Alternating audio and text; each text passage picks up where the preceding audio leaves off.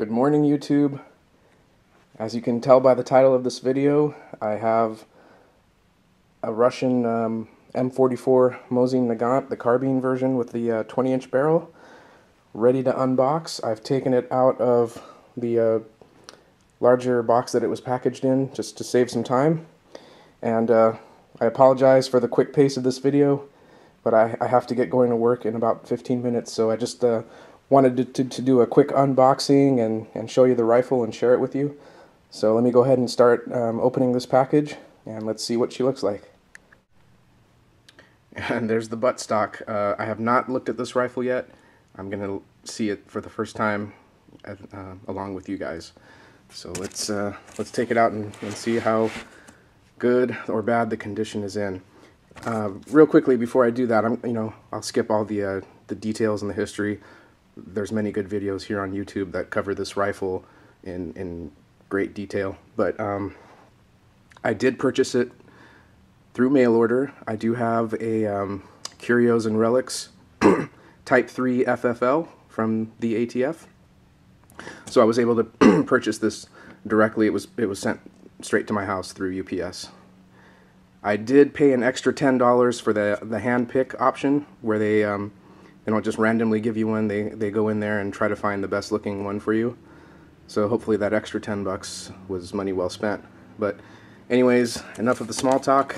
Let's take it out and see what it looks like.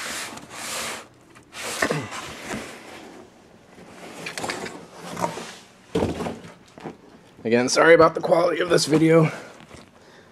I'll give you a more detailed look later on when I take it to the range. First impressions are pretty good. Not too banged up on the wood. Let me get that into some sunlight. It's kind of an overcast day today. Yeah, you know what? I'm pretty happy with it. Looks to be in pretty decent shape. Well, let's flip it over and look at the right side. There, of course, is the M44 bayonet tucked in on the side.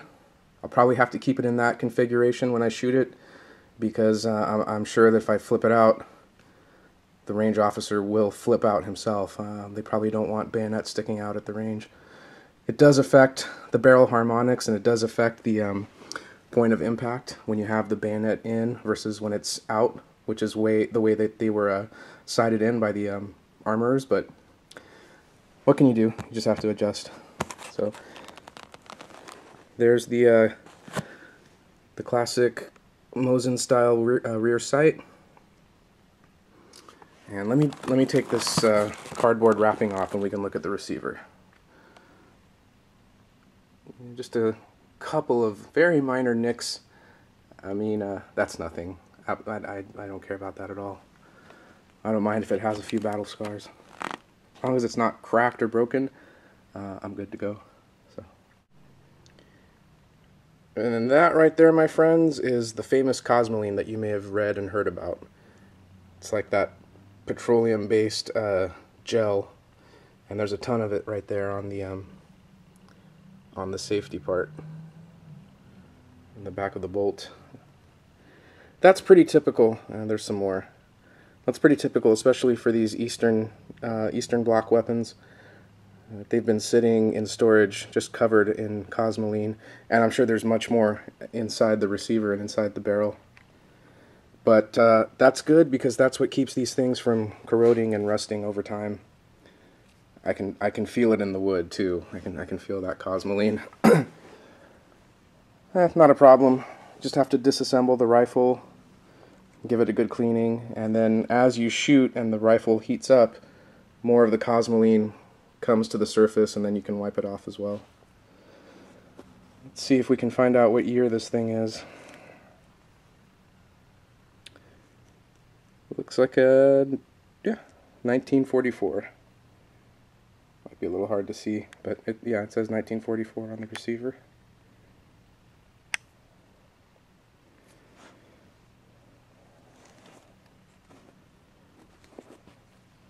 Even though this thing's been sitting in military storage for God knows how long, we have to make sure it's safe.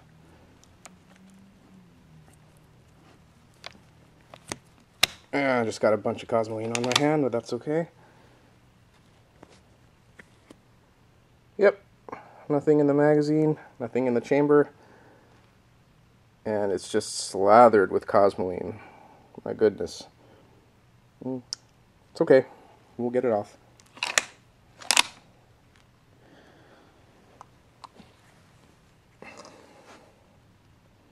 Well, anyways, that's a quick first look at my new Russian manufactured M44 Mosin-Nagant carbine.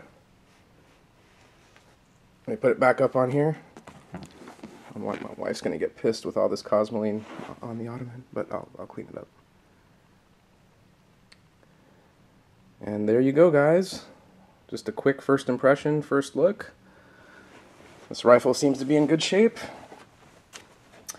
I'm going to try to shoot the lighter weight ammunition out of it. I'm going to try to stick with factory 150 and my hand-loaded 150 grain ammo.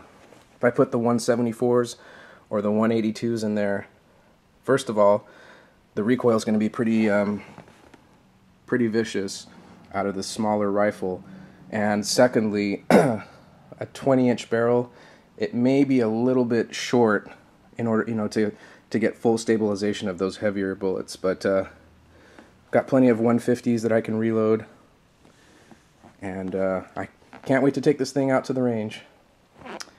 Anyways, guys, I hope you have a good weekend. Hope you enjoyed this quick look at the latest addition to my surplus collection. Any comments? Please feel free to write them in. And stay safe and have a great weekend. Yeah, I gotta go to work now. Damn. Wish I could go to the range instead.